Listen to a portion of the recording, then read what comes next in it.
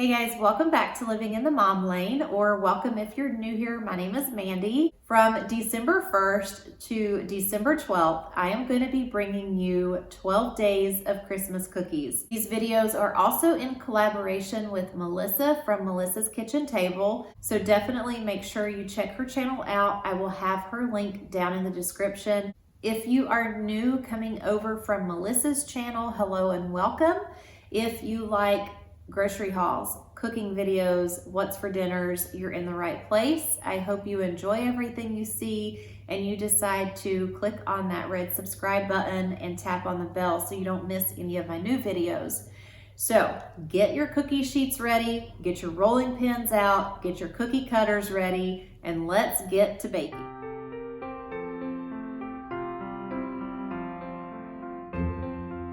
Hey guys, welcome back to day 10 of the 12 days of Christmas cookies. Today we're making molasses cookies. What you're going to need is 2 cups all-purpose flour, 2 teaspoons of baking soda, 1 teaspoon of ground cinnamon, half a teaspoon of ground cloves, half a teaspoon of ground ginger, a 1/4 teaspoon ground allspice, and a 1/4 teaspoon of salt. You'll also need half a cup of unsalted butter, room temperature, 1/4 cup of shortening, room temperature, and I do not have any shortening and I didn't want to buy any just for one recipe, so you can substitute shortening with extra butter. So that's what I'm doing, is just using a 1/4 cup of extra butter at room temperature. You'll also need half a cup of white sugar, half a cup of brown sugar, 1 egg, a 1/4 cup of molasses, 1 tablespoon of corn syrup, and then you'll need coarse decorating sugar for coating.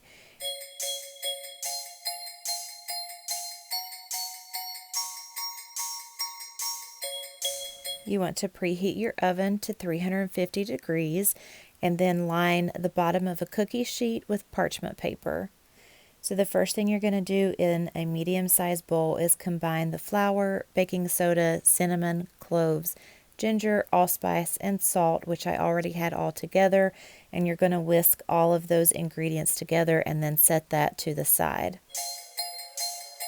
Then in a large bowl, you're going to cream together the butter, shortening, which I'm using extra butter, white sugar, and brown sugar until it's light and fluffy.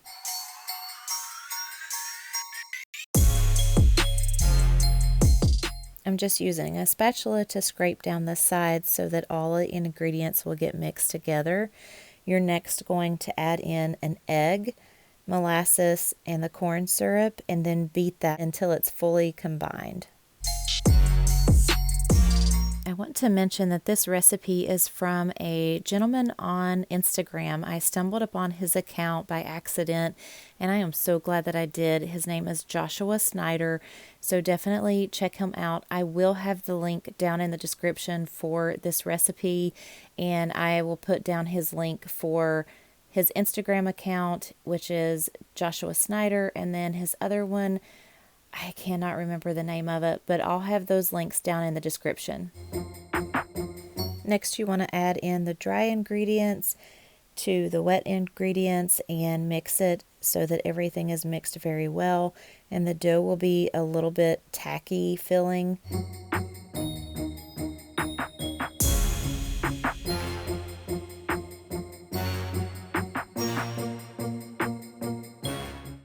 Next, you're going to place the coarse sugar in a small shallow bowl, and using a cookie scoop, you're going to scoop the dough out and gently form a 1.5 inch to 2 inch size ball.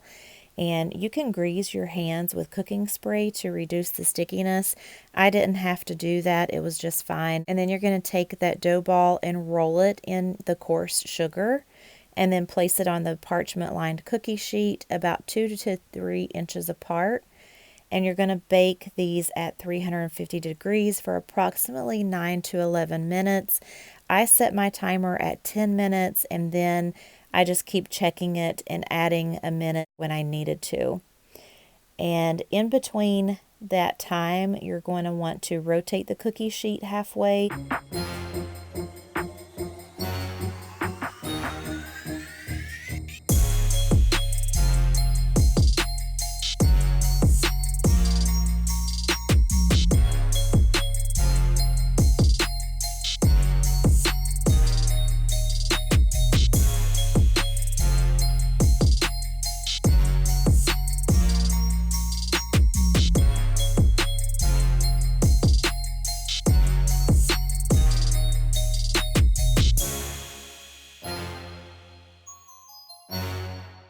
Once the cookies are done, you're going to let them cool on the cookie sheet for 1 to 2 minutes before you transfer them to the wire rack to cool completely.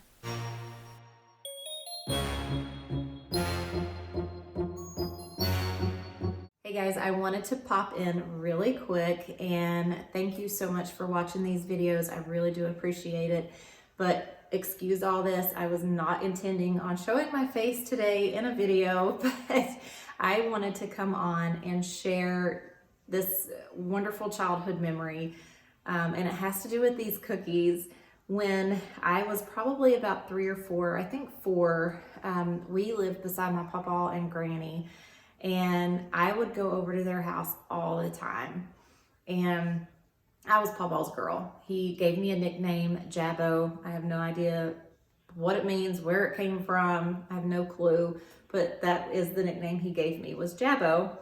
And my mom would fix me breakfast in the morning and I would eat it. And then I would go over to my Papa's house and he would say, Jabbo, you want some breakfast? And I'm like, yep, I sure do. I would tell him that I didn't have anything to eat yet, so I could eat breakfast with them. So I would eat 2 breakfasts a lot of times. And something else that we did together was he drank coffee a lot.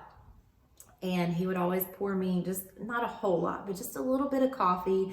And we would take ginger snap cookies and dip them down into the coffee and then eat the cookie. And it was so good. But I think it was really good because of the company I was with. I mean, my papa was just the greatest. And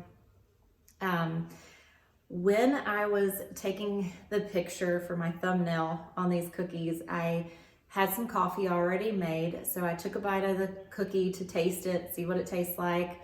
And then I took a drink of coffee, and it was like immediate flashback to that childhood memory. And just such a happy time. It brings tears to my eyes. It's happy tears, but it just brings tears to my eyes. But it was just really amazing. And it was always kind of a joke because I'm shorter. I'm like 5'2". My granny would always come in there and say, Dennis, you're gonna stunt that girl's growth giving her that coffee. And so it's always funny, like if Isabella wants a drink of my coffee or something, I'll say, no, it's gonna stunt your growth. Look at me, I'm 5'2".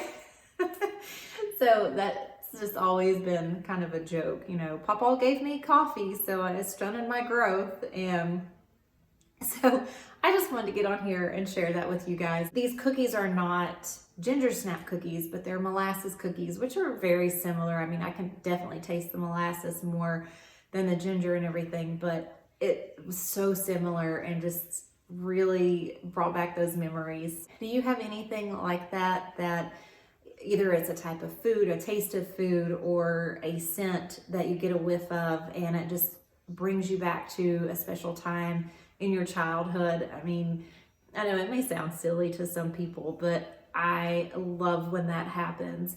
I had my kindergarten teacher was, she was the best teacher. That I think she was my most favorite teacher out of all of my years of schooling. She was my favorite. She was my kindergarten teacher, and then she moved up to be my 6th grade teacher. And there was a certain perfume that she wore. She kept the same haircut. She wore bright red lipstick and this certain perfume. And every now and then when I'm out somewhere, I'll get a whiff of that. And it's like, you know, and I automatically start looking for her, which I think she's passed away. I'm not sure. But, she was just the best, man. If every teacher could be like her, the world would be wonderful. So anyways, enough of me flapping my jaws. Again, thank you guys so much for watching these videos. I've enjoyed making them. We only have 2 more days left. So if you liked it, go ahead and give it a thumbs up. Don't forget to head over and check out Melissa's video and see what cookies she's making today. And again, thank you so much.